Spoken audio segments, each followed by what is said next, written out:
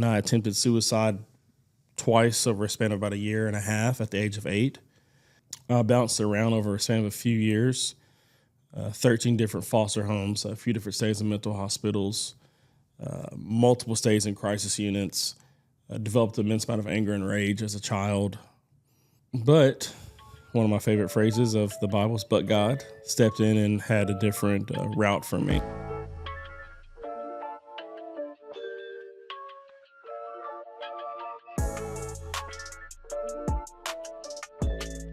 Welcome back to the Cultivus podcast, where we share stories of adversity that God uses to cultivate growth, resilience, and purpose. I'm your host, Dave Carroll, and I have an extremely special guest with me today. Before we get into the special guest, I want to give a huge shout out to our sponsor that is very near and dear to our special guest. That is Sunrise Children's Services. I'm sitting here with my brother from another mother, my brother in Christ, one of my best friends for a long time, Mr. Reuben Watson. Welcome to the show. Thank you for being on. Tell us a little bit about yourself, Reuben. Yeah, man. Well, I'm so thankful to be here, Dave. Thank you. It's been a long time, my friend. I literally was thinking the other day of how long we have been friends and we have been through the trenches together. So it's a pleasure and honor to be here to spend time with you. You know a lot about my story, but I'm excited to share with others, to bring encouragement, more importantly, bring glory to the Lord. So I'm super thankful and excited for that opportunity. Thanks, bro. So you're a husband and a dad. All the girls in the house right now, right? That's right. That's right. A house full of ladies. House full of girls. House full of girls. Man, just to soften you up just enough, you know. You've only known me long enough to know when I was in great need of that, of compassion and love. Yeah. I have a beautiful bride. I've been married to graciously by the will of the Lord for lots of reasons for 10 years. I've got 2 beautiful babies, one that just turned 1 in November, Zariah, and have one that is 5 going on 18. Yes. Amani Grace. So I have lots of girls, excluding my dog, Maya, who's also a girl. Yeah. So I've got the lots first baby girl. That's right, the first baby girl. Lots of girls in the house. Yeah, so that's true. It's a wonderful time. Can you tell everybody a little bit about what you do for work right now? Like what's your day-to-day look like? Yeah, so as you all may know by now, I work for Sunrise Children's Services. We are an adoption, foster care, therapy, counseling, all the above for children all across the state of Kentucky. We serve abused and neglected children, in which we try to step into a place to bridge a gap to hope through the lens of Christ, which is why we love, because we were first loved. I've been given the blessing and the opportunity of the last almost 5 years, which is crazy to think about. That is crazy. Almost 5 years of getting to serve the Commonwealth and connecting people to our mission, to what we do, to who we are, whether it's connecting through time, talent, which you have volunteered and shared a lot of yours, time, talent, treasure, or testimony. So we try to go and be a connection point, and I just try to be a lens in which people can see into our ministry, who we are, what we do, and a way to reflect Jesus back to everyone we interact with. Man, I have had the pleasure to see you doing that firsthand, which has been one of the great joys of our friendship. And of truly of my life. It really has been. I tell Sheena every time I am at an event with you or I'm at something with you, and whether it's with kids or with donors or whatever it might be, like getting to see you in action and getting to hear your story again, it never gets old to me, and it never gets old to me to hear the goodness of God in it, and His grace to bring you here. And so I'm super thrilled to kind of hop in a time machine and go back to a time where we probably wouldn't be so thrilled. Can you talk a little bit about your upbringing and what that was like to kind of get you to the place you are today? Yeah, so I feel like I need a fog machine to come up. But when you talk about my childhood, and a lot of things I've learned in the last year and a half, 2 years, some as recent as the last month, of some of the things that I walked through that I was unaware of as a child. So it's a difficult challenge for me to express sometimes, but it's a wonderful story of the grace of God, and that's been put on display for me within my life. And so as a child, when I was first born, was given up for adoption. was placed with a family that actually brought me home from the hospital because they truly believed they were going to adopt me. That was the Ragland family. A few months after that, though, for those who don't know, there's a time period in which you can take a child back with the biological family. And my biological mother stepped in and decided that she didn't want to go through with the adoption. After that, I was placed back with her. My biological father was never present. Didn't learn his name until maybe 6 years ago, which was hard for a lot of reasons because I now have my own girls. And so that's a unique challenge there that I'm sure we'll get into. But fast forward a few years, I was with my biological family about 3 to 4 days a week, and I was with my adopted family, or what became my God family, which I didn't know why they were my God family until about 7 years ago. That became my God family, and I was with them the rest of the time. So one of the things that happened was my mom was able to receive some financial benefits with allowing me to experience kind of both. And couldn't have been any polar opposites. So my mother, we went through apartments after apartments after apartments. We did not have a vehicle, so we would have to walk back and forth from the grocery store. I remember as a kid taking grocery carts because that's just the way we could get our groceries home and having to return them back as a means of transportation sometimes, catching rides with other people for basketball games or those sorts of things. But I also learned with my godmother from a few years ago, actually this past year, not only did I have that aspect, but if you were to paint a picture of the perfect young Black family, that was what my God family was. Southern Baptists, we went to church every Sunday, suited and booted. You've seen pictures of the baby blue suits with the ties, the yellow suits with the ties, Sunday dinners, matriarch family, patriarch, like both. My granddaddy and my grandmommy is what I call them. I grew up with them as well. And there couldn't have been any polar opposites for what the family looked like from my biological family and my God family, but I was a blend of both. Soon after a few years, though, I started to deal with abuse and neglect. And that brought up a lot of challenges for me as a kid. Into some really, really dark times and wrestling and struggling with not knowing why I wasn't valued and loved as a kid. And that theme of my life kind of repeated itself over and over and over. I remember having to go to school after stepping on a nail and it going through my foot, and going back to mom and saying, like, I can't walk. And she's like, you're going to go to school. And I was someone who the bus didn't come up to our apartment. I had to walk through a field, behind a fence that was torn down, through a Bob Evans parking lot, across the street to ride the bus to get to school. And that was hard because that was how I thought my biological mother viewed me. With the abuse and neglect, I mean, I literally just learned some things maybe a month ago that my mom would lock me in the closet. She would lock me in the closet when I had to eat. Sometimes she would lock me in the closet as punishment. I knew as a child, like, how the door shut, how hard of a night I was going to have. I knew by, like, the footsteps, not only of my mom's, but also of my biological brother, who I love dearly. And there's been a reconnection there. But even with some of that, the discipline that I received, that was really challenging. It was difficult for me as a kid. But throughout that time period, I landed in a place in which I didn't think that I was worthy of living. I didn't think that I was worthy of love. And I attempted suicide twice over a span of about a year and a half at the age of 8. And thankfully for me, I had teachers that really adored me at school. And they became aware of some of the things I was dealing with and I was experiencing.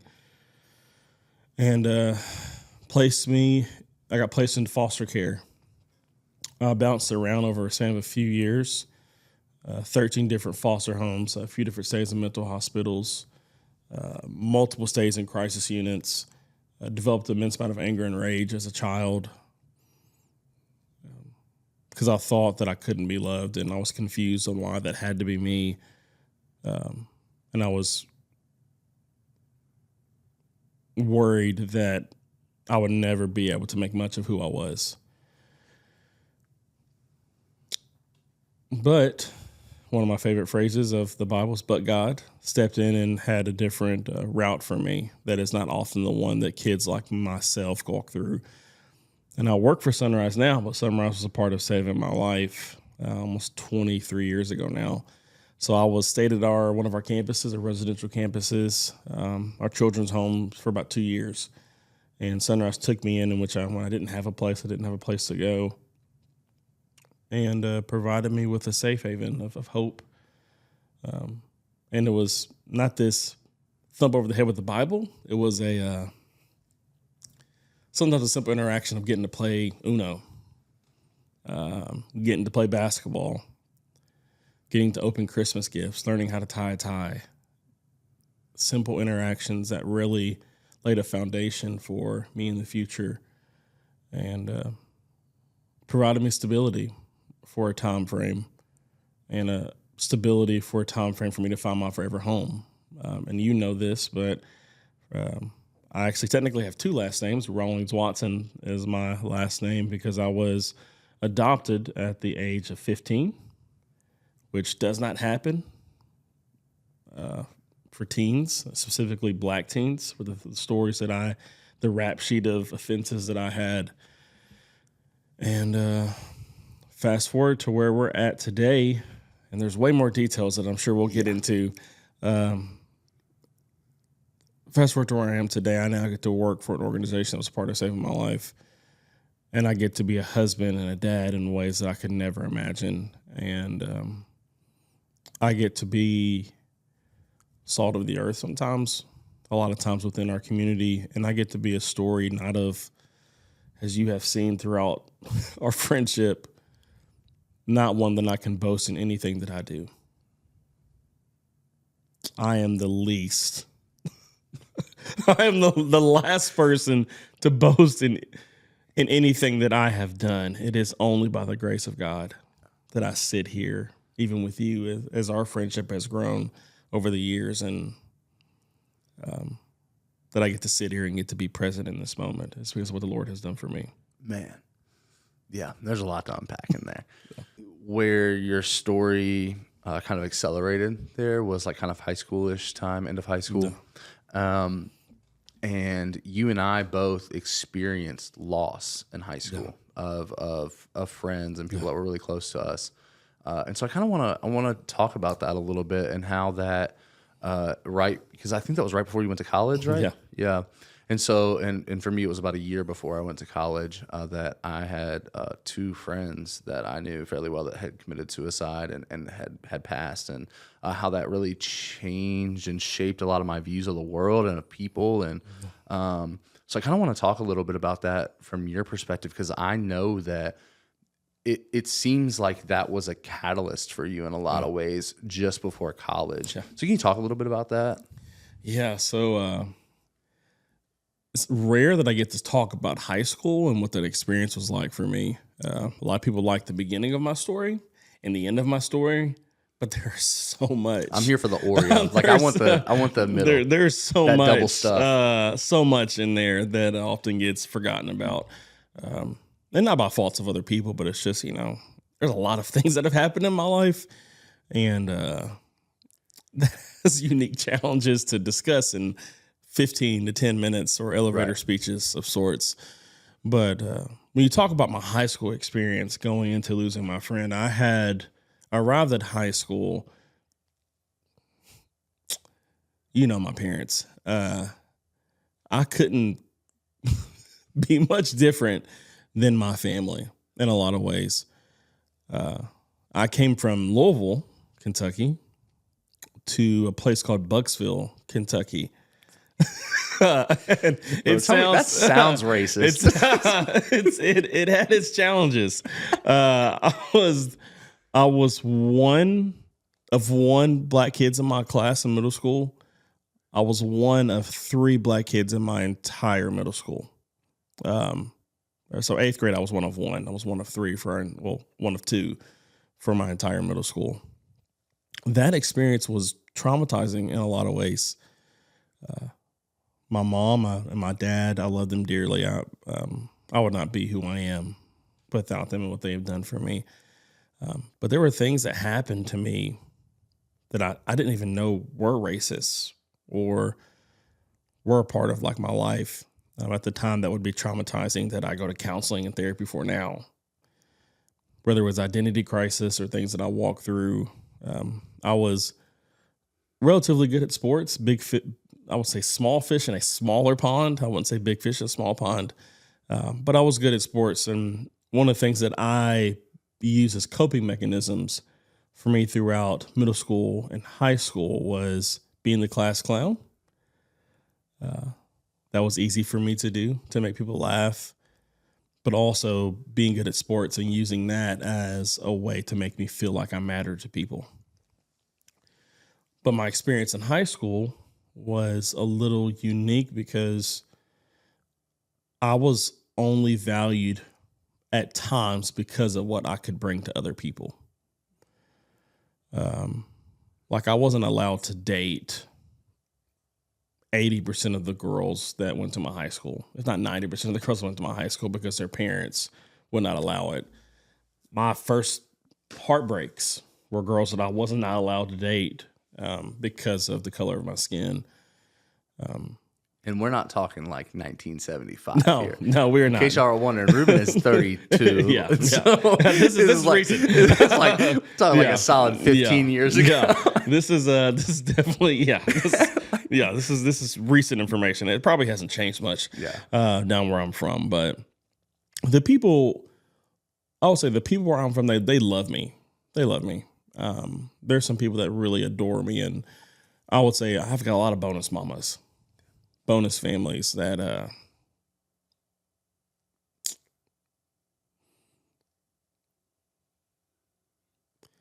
if it wasn't for the love and compassion they showed to me, I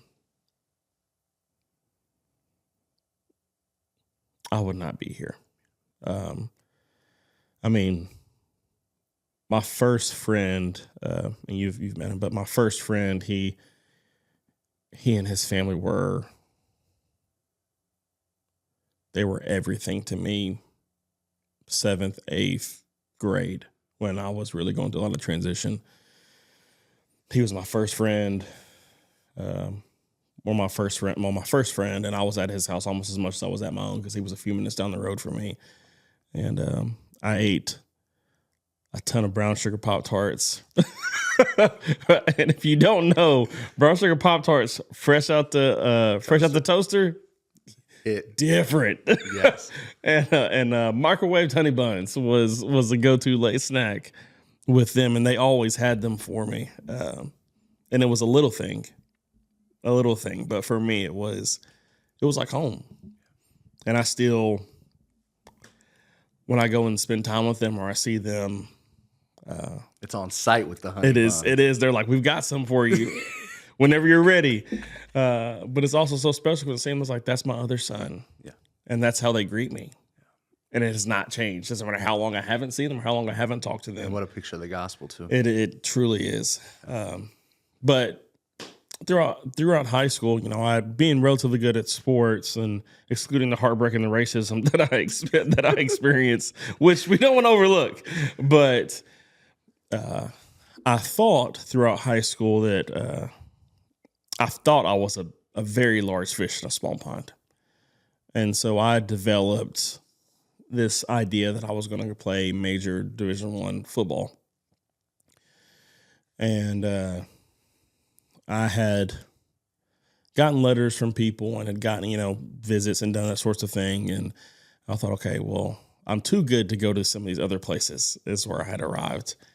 And so your NAIA or D2 or D3 schools that would contact me, I'd be like, don't call my phone. I'm not going to send you my information. I'm definitely not coming to visit. And I placed all my eggs in a specific basket, which was University of Cincinnati at the time, because they were heavily recruiting me. And so my head was through the roof with them. And I thought I was really good. And then I went, and they invited me to a camp. And I was like, I did pretty good. But then I met some guys. Specifically, I saw Travis Kelce. And at that time, I realized I was not that good. And I didn't know that until then. And I met some guys, and you from Northern Kentucky, I went against guys from Coleraine and St. X. And I went against some guys from Lakota East and Lakota West. And I was like, you know what? I'm okay. But I ain't that. I'm not that good. And it was a little piece of humble pie. Yeah. I had that reality check at UK once. Yeah. I was like, man, I thought I was big. And I'm a little dude out here. Yeah, yeah. And I was like, I'm fast, but I ain't that fast. I'm quick, but they're quicker.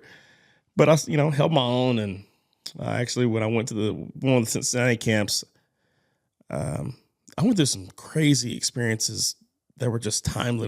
The Lord knew what he was doing, but I went to state 3 years in a row for track, and I pulled my hamstring 3 years in a row at track. And I was seeded to finish top 5 or top 6 in nearly every single one of my events. And I pulled my hamstring every year. It didn't matter how hard I practiced. Didn't matter how hard I prepared. I pulled my hamstring every year. Bro, that's so funny. I have a funny track story too. I'll get to that later. Which is wild. But the Lord knew what he was doing, because I pulled my hamstring at state. And as you know, a lot of the camps are right in the summer. So you pull your hamstring at state. Then I was going to blue chip camps, and I was going to all the other sport, school camps. Because I got invited, so I'm going to go. But I'm out there with like half a leg because I'm running routes as a receiver, which although I don't look like it now, at the time, my boy was a little slender. This is 2 babies and 10 years of marriage of happy weight put back on. I got a little piece of humble pie. And when I got back to school, when I put all my eggs in one basket from Cincinnati, one of the things that happened that changed my life forever was the head coach of Cincinnati at the time left and went to Notre Dame. And I was not good enough to do that because I was going to be preferred walk-on anyways. And they got a new coaching staff, and I didn't hear from them. And I had a full panic mode because now this was going into the summer. I had nowhere else to go because I didn't respond to any other coaches. I started not answering the phone with a lot of places. And so I tried to figure out what I was going to do, and I ended up sending my film to EKU, and they were like, hey, come on up for a visit. And this literally was middle of the summer. So for those who don't know, that's not how recruitment works. That is not how recruitment works. And so I sent them my film and said, come on up. And I was like, all right, cool. Go for my visit. For those who don't know, there's 2 different time zones in the state of Kentucky. My mom, for my visit, they said, come on up. Here's the time. I'm like, all right, great. Back when we were younger, the fits where you wore plaid shorts, you know what I'm saying? And then you had the matching tees. That was kind of the thing that I did back in the day. Like everybody did. So I show up to Richmond, Kentucky. It is sleeting. This is spring. Spring going to summer. It's still sleeting because it's Richmond. Don't know why. It's cold. I thought it was sleet. It's probably just rain. It's cold rain. I felt much colder because I was in shorts. I'm an hour late to my visit. You can imagine how that went. They said, well, we're so glad you're here, but we're now at practice because I was supposed to tour, do all the stuff, and then go to practice. Yeah. By the time I got there, practice had started. And so they're like, well, we'll do some stuff afterwards. Right now, you can watch practice. And after some conversation, it was like, we we'd love for you to come and, be preferred walk on. And I'm like, all right, cool. Well, August going into freshman year, one of my best friends who I ran track with, he was the best athlete I've ever been around. Almost broke the state record in the 400, ran a low 48 split in the 4x4. I was always handing the baton off to him because I ran the 4x4 with him. And I was like, if I can just be relatively close, no one's going to catch him. And he's not going to get past. Well, he committed suicide. And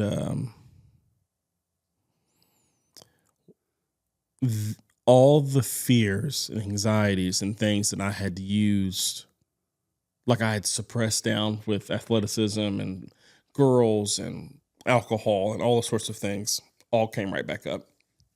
All the insecurities of, do I matter to anyone? Can I make an impact? Am I loved? All came back, flooding. As a result of some of those things, I stopped working out. I did not show up for any football stuff. By the time it came around for me to then try to walk on, because I then lost all the other opportunities, I had not exercised. I didn't even show up for everything to happen. That first semester of college, I went through and had a 1.3 GPA. It's funny now, I had a B in orientation. For those who don't know, to get a B in orientation in college is wild. But I just didn't go to class, and all those things came rushing back, and I soon realized I had a hole in my life that I tried to fill that first semester with alcohol and girls and rage, really. And as a result of that, at the end of that first semester of college, I attempted suicide, and I vividly remember walking into oncoming traffic in college in a snowstorm, hoping that someone would hit me. And for some reason, there were no cars. And I can't say for some reason. I know why there were no cars.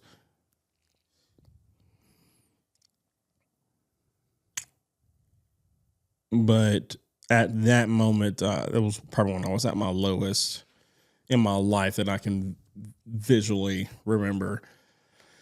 And one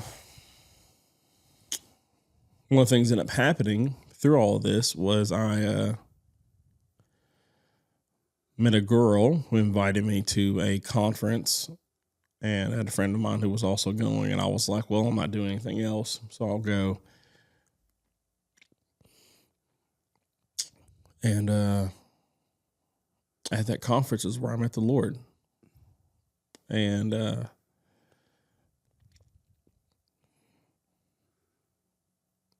he knew exactly what I needed to hear and exactly what was going on in my life. And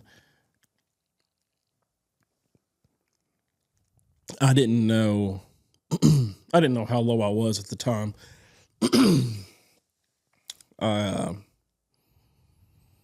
But all the insecurities and worries and concerns and doubts and anything that could come up had come up during that first semester of college. And I arrived in a place in which I was hopeless again, similar to what I felt like as a kid, similar to what I felt like as a teenager. I had arrived in a place in which I had nothing.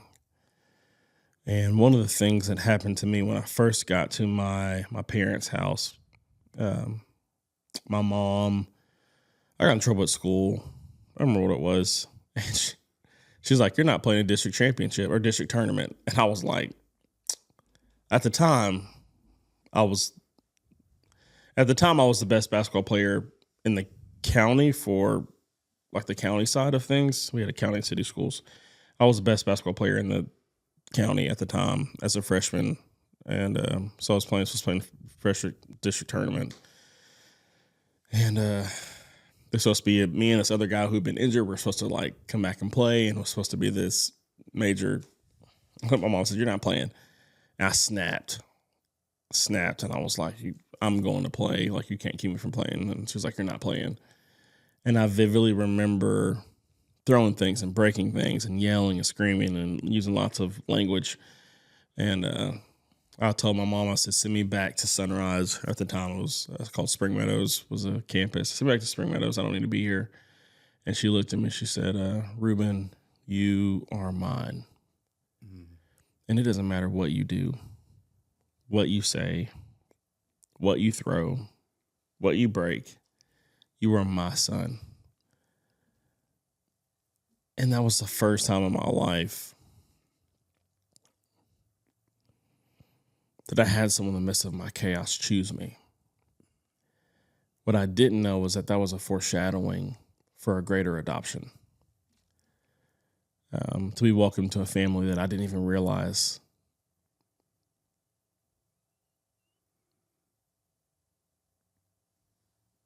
was a chance for me.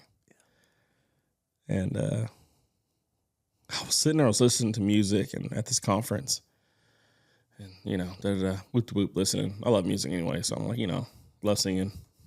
Like, it doesn't really matter. And in the sermon, I kid you not, it's talking about adoption, and it was a beautiful example of the gospel was presented. And I swear to you, what I heard was the Lord say, "Reuben, you are mine." Yeah. And it's the first time I got to understand what the blood of Jesus really did for me. And not just the blood of Jesus, but the scars of Jesus to take on all the pain and all the suffering that I'd ever experienced. That he knew every tear that I went through, every beating that I took, whether it was in foster care, when I was abused, when I was with my mom, my brother, getting beat up in foster homes, fighting it, like whatever it was, even the racial stuff that I experienced, that he took all of that when he carried the cross and then hung on the cross and defeated all of it for me. When I understood that, it was, I wouldn't say a switch, because you knew me as a freshman, but there was a change in my life in which I said, I want to pursue him who chose me in my chaos. Yeah. And there's nothing I could do to ever lose. And there's nothing I could ever do to gain. Right. It was his blood that was shed for me, and getting to walk in the freedom of that. And so that was my experience from high school. My friend committing suicide, who was more than a friend, he was a brother. Yeah. But that's where the Lord found me when I was in my deepest pit. He found me and he called me out of that darkness. Man, praise God. Yeah. Praise God. So enters Dave into the story. Shortly thereafter, we met in January of 2011, which would have been like 2 weeks after that conference, which is hilarious. Yeah. Yeah, to interject some into the story, I had come to EKU because one of my best friends was the backup quarterback at EKU. Shout out to Brendan Gregory. Whoop, whoop. Whoop, whoop. And it was pretty clear to me that, like, there was you and there was like 15 other guys that all of us were like, we can play here, right? Because I'd just come from playing football at another school, transferred in the spring semester, which is hilarious. I literally got accepted the day before classes started in the spring semester. I was down at EKU in the snow, It was like January 5th or something like that. And I'm like pleading with the registrar lady, like, please, like, I have nowhere else to go. If I come home, my parents are gonna like kill me because I told them that all this was settled and it's not. So please help me. And she's like calling the previous school and is like, can we get his transcripts? And so anyway, that's where we meet. Shortly thereafter, I actually I lived in another dorm for a couple weeks, and then I came and lived in the same dorm as you. Combs, baby. Combs. So if you went to Eastern Kentucky University in 2010, 2011, and you walked to get to your dorm, you passed by me and Reuben playing hours worth of Madden college football, singing R&B songs to the top of our lungs. As loud as possible. As loud as possible. Probably arguing in there somewhere. Yes. And then inviting a plethora of people over to join us and said, yes, you know, gaming and singing and rapping and whatever we were doing in there. But it was, you know, it was mostly productive. Like we weren't doing anything terrible at the time, but it was. I hope it's funny looking back at pictures of us that freshman, that spring semester. And it's funny also because for those who don't know, you know. Dave is such a nice guy, just a genuine nice guy. Are you about to tell a story? Yes, I am. I was hoping this was coming out, man. Such a nice guy. I am a nice guy now, with the grace of the Lord. But at that time, I was a little fiery, had a little anger issues, and would fight for less. It didn't take much for me to fight. But I wouldn't just fight for no reason. Oftentimes it was to protect others. Well, Dave is a little bigger than I am, but there was times where Dave would take way more and would turn the other cheek on things that I thought was unacceptable. And we were playing pickup basketball. Which we did aside from playing Madden, we did a lot. We played basketball probably more than anything else. We did a lot. Well, my boy Dave there was a guy who was talking crazy. Mad trash. Not even trash. He was attacking my soul. Yeah. And my man, I'm closing my eyes because I vividly remember this. Same. It's like one of the most vivid memories I have from college. My man was, and I can't say all the things that were being said at this time frame.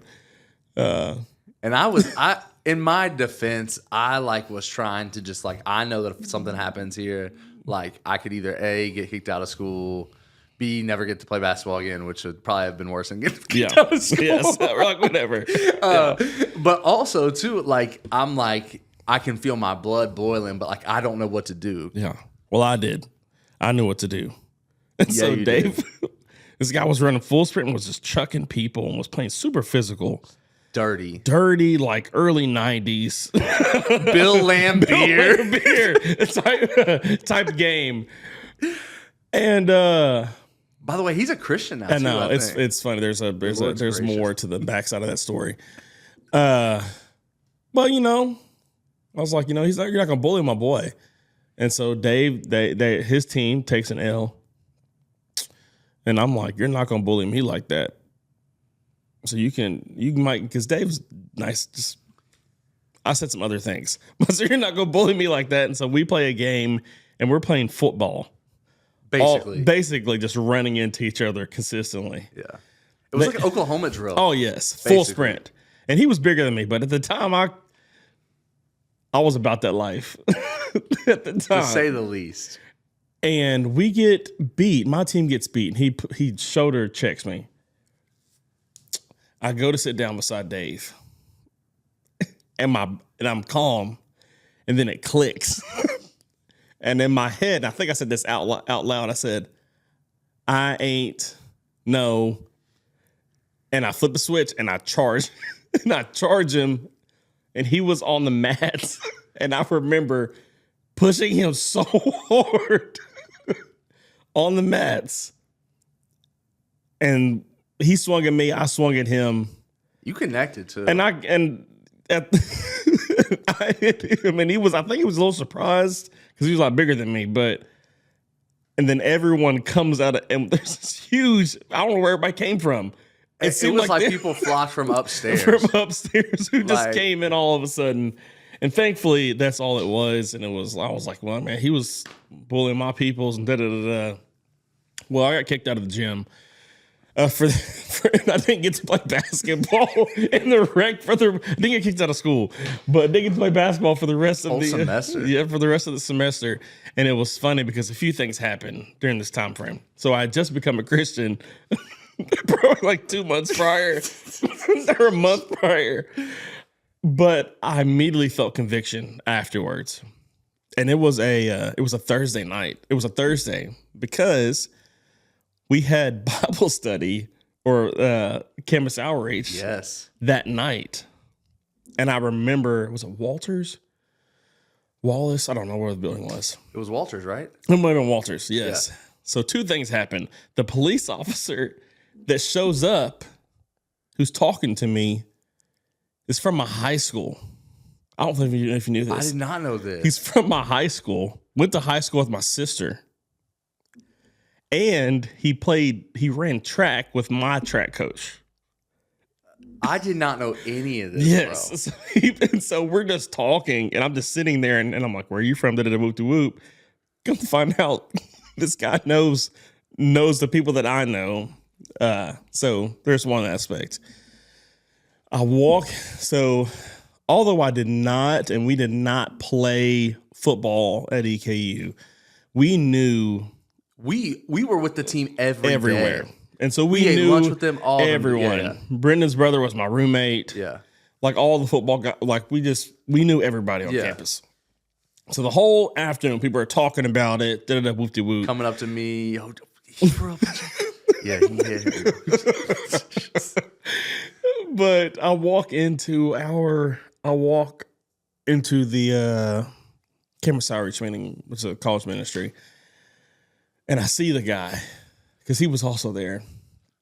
And when I tell you, my heart was so broken for my sin. And that was like the first time that I'd ever experienced that. After the meeting, I went up to him and I repented and apologized and asked for his forgiveness. And that was such a crazy turn for those. Dave, you know this. I was not about apologizing for anything, especially physical altercations, because before I had Trevor as my roommate, I had 3 other roommates. And I think you know some of these things, but I kicked all 3 of them out of my room. And I was like, if you want to say something about it, we can box. and there were particular reasons I had one roommate who threw up on my bed and one roommate who got mad because I was playing this Xbox. And I was like, well, you know what? If you don't like it, you can get out. And so I had a rotation of roommates until I had Trevor, who held it down. Who held it down because my boy. But it's crazy to look back at that first year specifically. Year of school and all the life things that you were going through and all the things that I was experiencing. It was a crazy time. Lots of we went to Reds games together. Yeah. I mean, we were like inseparable that semester. I mean, except for basketball. After I kicked out, you had to have a lot of fun. I spent a lot of time in the other gym. That and you played. I remember I would come back to my room and you'd be in there playing. We'd be ready to just hop on the sticks right quick. I couldn't do nothing else. Yeah. Since I wasn't allowed to go to the gym. Man, it's crazy. What a crazy time. Yeah. It's so funny because I was really hoping that story would come up because that's such a great one. It's a hilarious story. In retrospect, we can laugh about it now. But to the repentance, and I think that's a crucial turning point because in the time that I knew you, that was the first time like.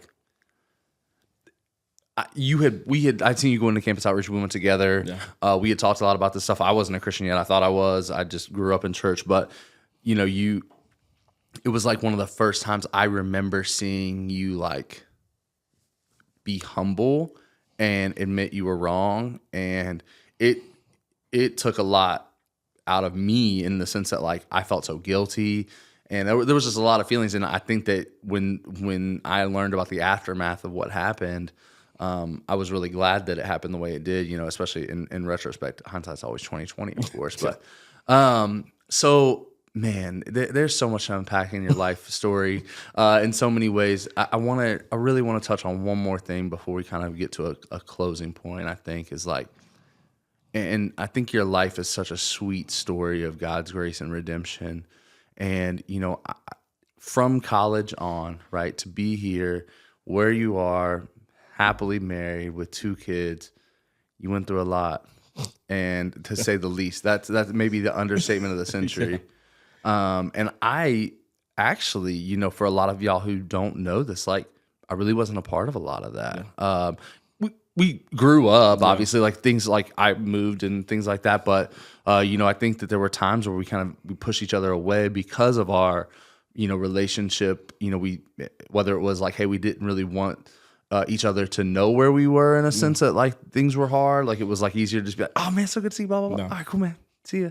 But like, I remember, before you get into that, I just want to touch on this and maybe it'll allow you to elaborate some on this. But I remember receiving a phone call about 4 years ago, maybe 3-4 years ago, a call from you, and it was an apology.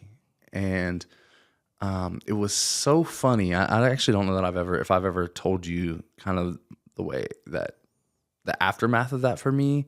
But you called me and you apologized for pushing me away, and the reason why you pushed me away. And that call, it threw me off in such a way, in a good way, because I don't know that I even really realized that you were experiencing the things that you were experiencing.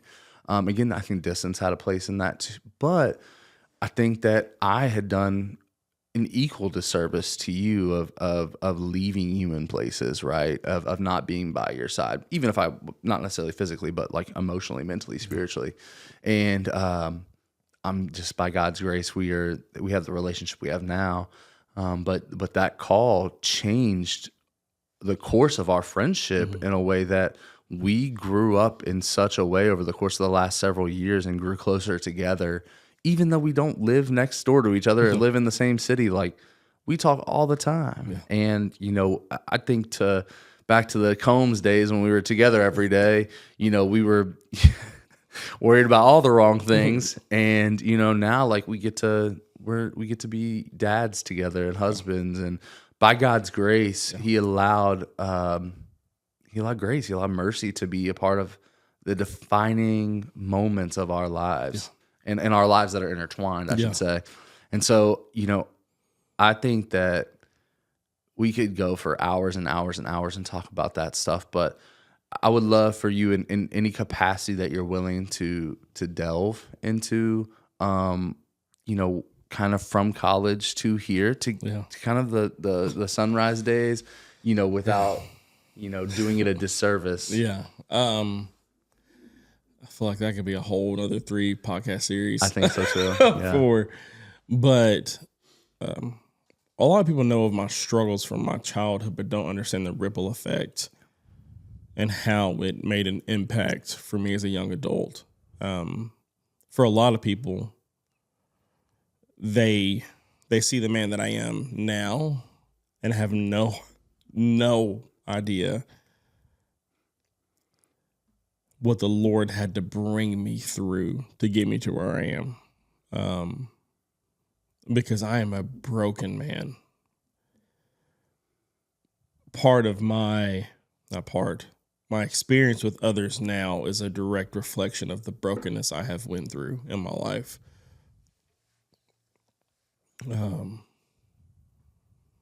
Because of things that I experienced and things I did, how I sinned against others, especially at the end of college, because you and I have a unique understanding of being married in college. Yep. Which is just a different challenge. Getting married young. I think we got married like within a year of each other. Yeah, year and a half. Apart.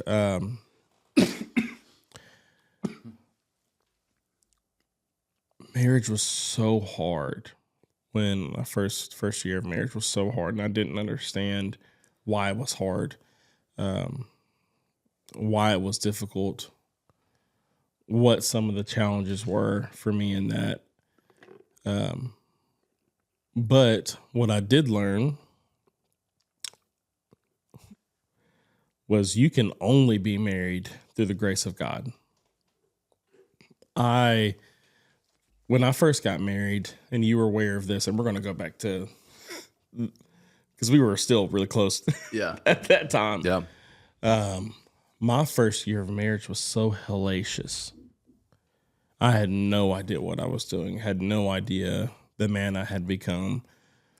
Because as men, it is very easy, especially young men, it is very easy for us to put on this facade and let people see what we want them to see. But then when we get into what's going on behind closed doors, we're a different person.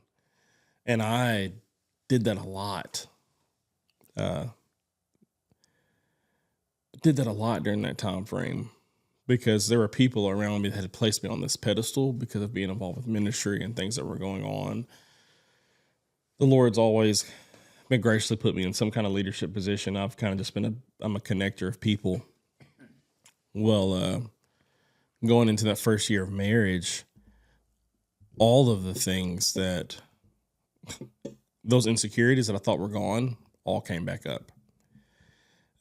Because I could no longer go behind closed doors, because that's somebody that was living with me. I had no idea what appropriate friendships look like. I had no idea what appropriate male or female friendships look like. I had never seen that acted out from in a way that I thought was good. And I had no idea as believers, we confuse sometimes sanctification and justification. Mm-hmm.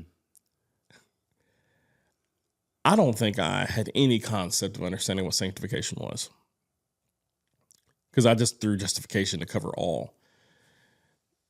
And so I thought I had arrived in this place. And so I had no safeguards around my marriage. I had no safeguards around my friendships. I had no safeguards around like some of my life stuff. And nearly led to the end of my marriage. I was not a loving husband. I was not a man of compassion and mercy, grace, understanding.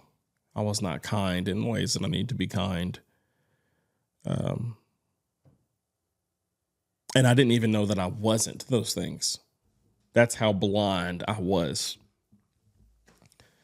And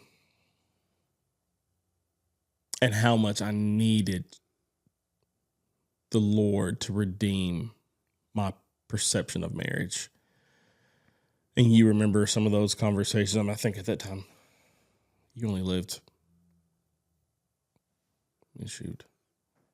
5-10 minutes from the first house that we lived in, because I would come to your house and hang out with you all, your dog. This is before kids and all of some of those things. But I was just sitting here thinking, I remember coming in that brick, the building red brick, that you lived at, yeah, sitting on that couch, dude. I was just, when you said that that you're broken, and by God's grace you're being put back together slowly but surely. I remember feeling that brokenness, man. Like that was honestly one of the first times I remember being kind of like an adult. I mean, I guess I definitely had no idea what I was doing in life yet. I was married, but was, trying to figure all that out too. Yeah. But I just remember feeling the weight of what you were going through, and not sure what to do or say. And like, I remember shooting basketball in that other gym on campus. Yeah. What was that, Weber? Or Weaver. Weaver, that's right. That's a throwback. That gym is crusty. I don't even know if it's still a state. Combs is definitely gone. I don't know if Weaver still exists or not. Yeah, Weaver should have been torn down before we got there. That gym was crustaceous. But anyway, I remember shooting basketball in there, and you were telling me, like, this is the hardest thing I've ever been through. Yeah. And I knew all the things you had been through. Yeah. And it really threw me off. And I remember you were, having a hard time with what to do in terms of, like, ministry and things like that. There was so much stuff going on. And I just was like, dude, I don't even know what to tell you. Like you were really, I can't imagine how alone you felt, because I mean, I was, in my opinion, one of the closest people to you, and I didn't know what to even say. Yeah, there was a time frame where I couldn't have felt more alone, because the people that I did ministry with no longer like interacted with me. And so my whole ecosystem, outside of a few people, left. Because if what it felt like was I no longer brought value to them, which took me right back To those same places. Of its insecurity. But what was so beautiful about this time frame, and what's so beautiful about the gospel and the explicit nature of the gospel, is that nothing is beyond his reach. And I remember in the beginning feeling like the world was ending. And then I remember peace. I remember crying on the floor in a ball in this house that was our first home, not knowing what or if there was any hope for me. And then I was reminded of Jesus. And the Lord needed to take me to the place that I went. Just like all the other places he took you to. Yeah. And needed to, sometimes it's, people pray like, Lord, like break me at the knees. That's a dangerous prayer. Yeah. I've always heard, like, be careful when you pray for patience, yes. or, pray for anything, And it's funny because the Lord chopped me down, and I'll share this. I don't know if I've ever shared this with you. One of the things I had to do in therapy was, I don't know if it's EDMR, or I don't know what it's called. I had to close my eyes, and my therapist had me. It's something that people do for PTSD, for like veterans and stuff. Because I learned throughout my life, I never went to therapy. And Emily and I met with a pastor, and I shared my story with him. He said, have you ever been to therapy? And I was like, nah, man, stuff happens. I'm good, huh? And he was like, you need help. And I was like, nah, we're good. That was a lie. We were not good. And I had to go to a therapist. And I got to go to a therapist with Emily and I. We separated for almost 8 months, which will be news to a lot of people as they're listening to this. But one of the things that I had learned in my heart and in my mind, there were rooms in my life that I'd never let the Lord into. It was justification that covered me, but the process of sanctification and continuously working and redeeming was not something that I was You hadn't gotten to that point actively yet. doing. I mean, by this time I've been a believer for a couple of years, really. Well, I'm an there's therapist, and she's like walking me through this. She's like, what do you see? And so it's you tap. And I vividly remember doing this tap. And then you, like, what do you see? And she's just like walking through it. And there was 3 different things that I saw visually. There was when I was in this room, there was a baby, toddler in a crib in a room, was crying, just wailing. And it was me as a baby, just wailing. But then there was this glass box around this child. I don't know if I've shared this with you. Yeah. So there was this glass box, and you could hear the wailing when you're inside the box. But it was kind of like this pulling out and seeing this room, solid white room, pulled out of this box. Then it's silent on the outside, and you can just see this baby crying. But there was nothing that you could do. Well, there was a dark figure that I could see to the side that had a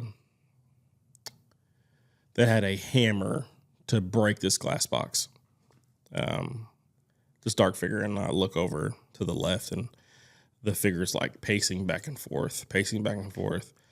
But this figure is connected to the ground with a chain and a lock. But it's trying to get to this baby. Well, as the image clears up, and it is me as a child. So me is like 8, 9, 10 years old, but chained to the floor. And this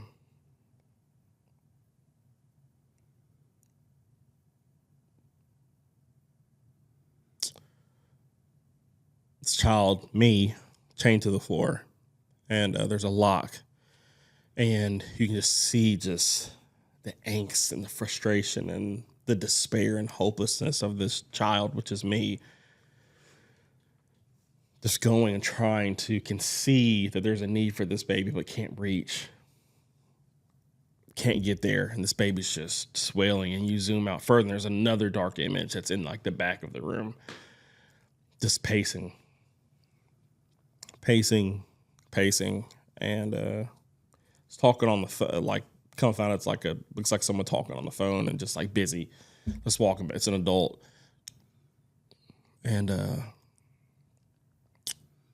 as the things kind of clear up, it's me as an adult, just pacing, just working, just doing stuff. And this adult, which is me, has a set of keys in his pocket, in my pocket. And so just pacing back and forth on the phone, da-da-da, whoop-de-whoop. But he also has tape on his mouth, and also has tape on his hands. And you can see that me, is wanting someone to help, and doesn't know what to do, but is unaware of what's going on in front, just out of the business of life. Well, near the end of this, the child version of me finally gets the attention of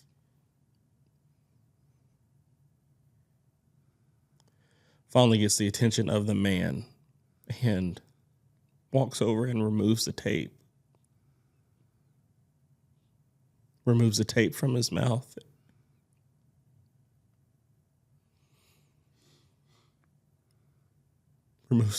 Removes the tape from his mouth and is like, I've been calling out to you. I've been calling out to you to try to help,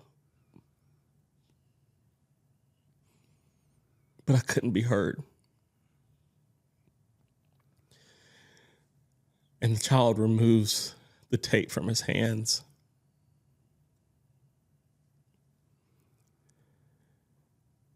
And the man's like, I have the key to set you free.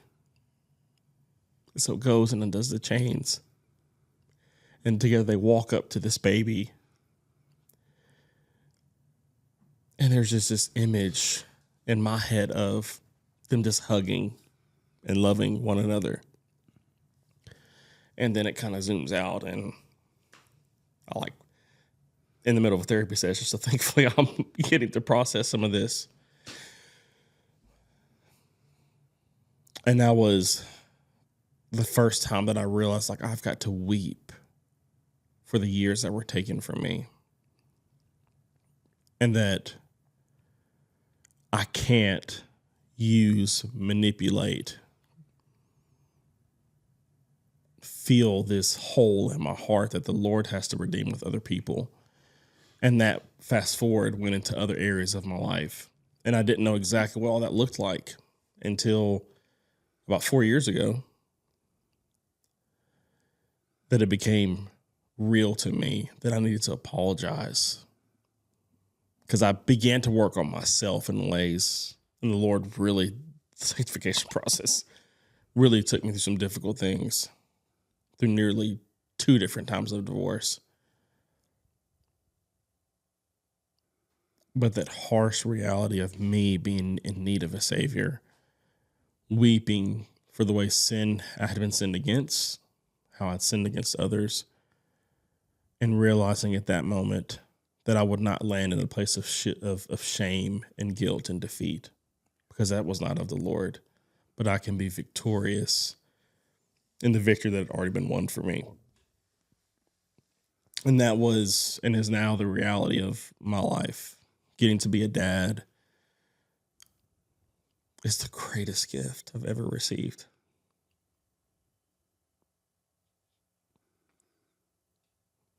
Gosh, they get on my nerves sometimes. They do. With just parenting. But when I get to lay my babies down and my Amani Grace says, "Daddy, good night, I love you," and she has to say it 3 times, it doesn't matter what's going on. There's so much freedom in not even allowing the Lord has opened that room of my heart of redemptive grace. And getting to be a husband, which has its own unique challenges, that I'm able to love my bride. That is an honor and is a unique opportunity to share the gospel with my own children and with my wife and with those around me, because so many people are aware of my failures. The positive note about being well known is when you make mistakes, it is amplified. There's not many people that were in our circles who aren't aware of the challenges of my life, good and bad. But God stepped in, and what was once pain and what's now a thorn in my side, like Paul, like I have a thorn in my side, but I'm reminded that I am loved because I'm running a race of endurance that's developing character and it's developing hope, which is in Jesus. And I can walk freely in his presence. Man.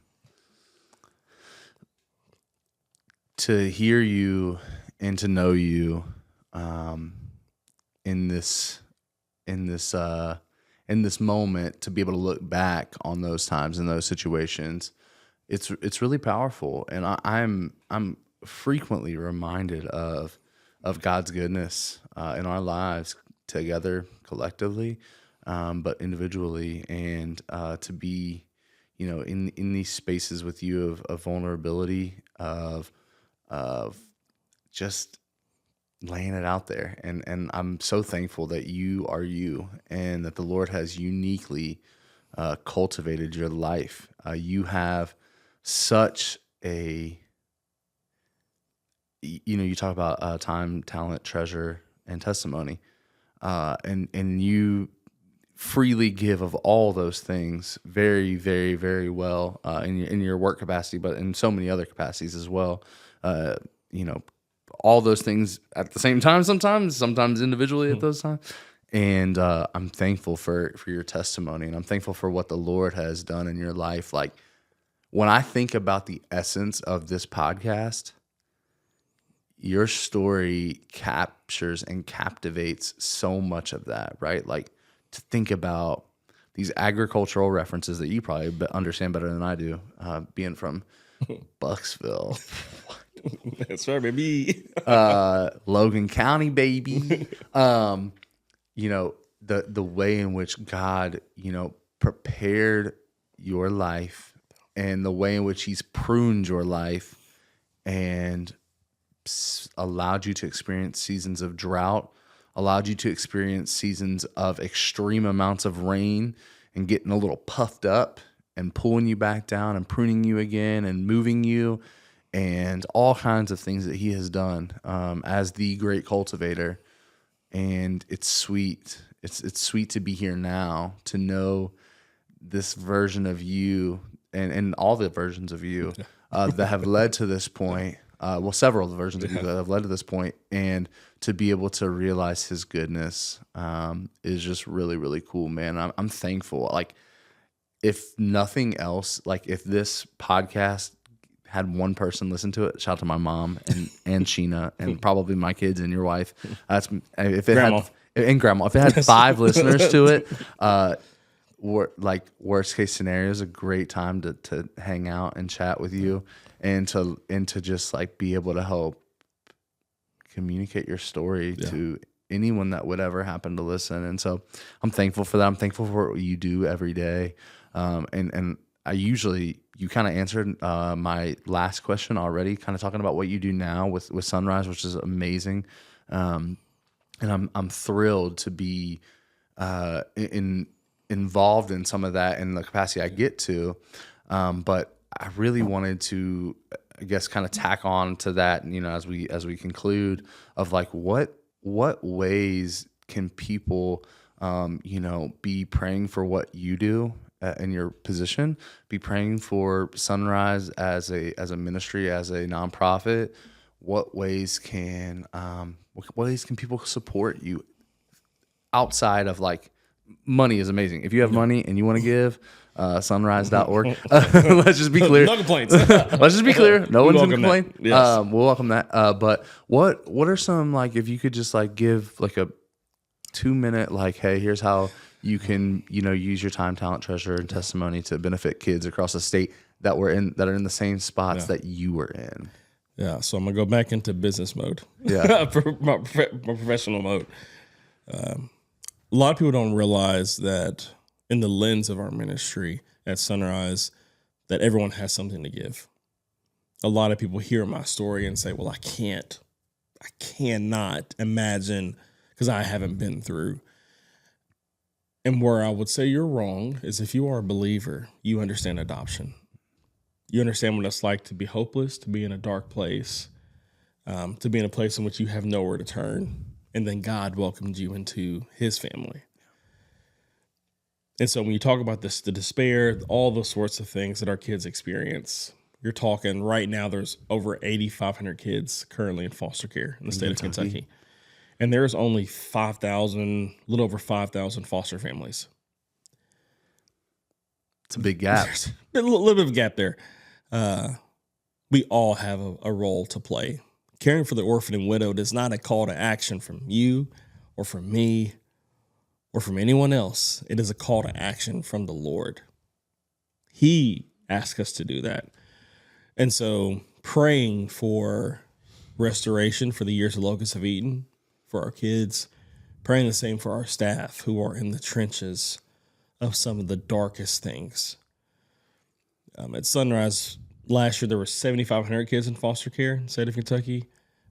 We served around 1,300 of those kids, which is crazy to be an organization that serves nearly 23% of the kids that are in need of care. But praying that the work that we do continues, praying that we're in a place of opportunity for the gospel to be shared in a unique way. We're feeding the hungry. We're housing the homeless. And we get to be witnesses to the grace of the Lord. And that would be my prayer for us, and my hope for others is having that same prayer. Asking yourself, where can I give? If you have time to volunteer, that's a gift. If you have money to give, that is a way to serve.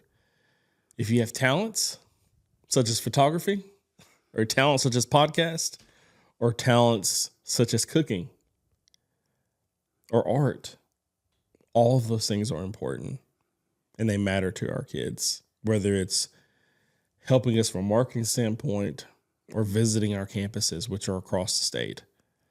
You can do that. And testimony. Believer and non-believer, you have a story that's worthy of sharing. Don't allow hearing my story or other stories dictate or diminish the testimony that's been given to you. It is an opportunity for you to reflect back on the goodness that is in your life. And it gives you an opportunity to point to a higher power that ordained you to be where you are today. Because in the same way, if you are a believer, that you can stand back and say, I am loved in ways I couldn't imagine, is because the same Lord that created the heavens and the earth knew every hair on your head when he did that. That's how intimately you are known. And it is the same truth that our children need to hear across the state, because they're dealt a hand of cards that were challenging, myself included. But God. Yeah. And it's our responsibility to help them understand that they are worthy of love and worthy of a Savior because he came to lay his life down for them. Man, that's so good and so true. And I've been fortunate to see it firsthand. And I've seen, random people in the community all the way up to people that have more money than they could ever think about, and everywhere in between, people that literally show up for, a mentoring session or an art session or whatever, all the way up to donating, hundreds of thousands of dollars. Yeah. I've had the privilege of being alongside of you to see those things and to see how there's so many people that can plug in some way. And I think that that's what's so impactful to me, is that like there's a way to plug yourself in to help these kids. And, you can reach out to Reuben, you can go to sunrise.org, you can, follow them on socials. There's so many avenues. And like Reuben said, they're across the state. And I know that people are going to be listening to this, from Lexington, from Louisville, Northern Kentucky, probably the only 3 areas, maybe more. But, there's places across the state that people can visit and can, reach out, find your local, the closest one to you, and go find out how you can help. Somebody reached out to me like, man, do you think that they could use me for music lessons? Yeah. I'm sure there's tons of kids that would love to learn how to play an instrument that you know how to play. Like, there are things that you are capable of that you can give of yourself. Yeah. And it does not just look like dollars. And, obviously dollars are good and helpful, and I think that they're important, but your talents, your time, your testimony can sometimes mean just as much as a $10,000 or $100,000 donation. Yeah. And, I heard that plain and clear from so many of the people that support and donate to Sunrise. And I'm thankful that you have allowed me to see a lot of those things. And I feel privileged. I feel a burden to help and to do my part, right? And I pray that others feel the same way, because I want in 15 years, 10 years, 5 years to hear about, one, I want to hear that statistic go way down, is what I want to hear by God's grace. But 2, I want to hear the people that are impacted in this present time, in this moment, by Sunrise, by you, by the volunteers, by the staff, be able to have a similar story. Yeah. And I think that we can all play our part. And so, again, Reuben, thank you. I'm super grateful that you and Sunrise, one, sponsored this episode and gave us the opportunity to do it. But 2, just you being here and being my friend and brother in Christ and along this crazy journey with me. I'm thankful to have known you for almost 15 years now, which is crazy. Makes me feel super old. But yeah, man, almost half my life I've known you and had the pleasure of knowing and loving you, man. And I'm grateful for you and your family and your life. And so, that's all I got, man. Well, you are loved over here, man. I appreciate you. And my hope through this and other opportunities for you is you continue to be a light in the world like you are. And I'm so thankful that you use your gifts not to reflect glory to yourself, but you are someone who truly uses his gifts and his talents to glorify the Lord. And so I'm so proud to sit back and to watch my mans who was selling shoes back in the day, wearing flat bills, religiously tall tees. To see where you're at today it's a blessing for me, and so I'm very thankful for that, and I'm excited for what's to come in these new chapters of your life. Thanks, bro. And to all of you listening and watching, thank you for being a part of this journey with us. Tune in. Continue to interact on social media, on YouTube, all the places. It's so helpful to be able to help continue to tell stories like this. And we are grateful that we get this opportunity. Again, thank you to Sunrise for being the sponsor of this episode today. Shout out to Matt Philpot at SmallBatch Studios for producing this episode in kind of conjunction with One Stop Media. We're just thankful to be able to do this at the Cultivus podcast. Until next time, we will see you.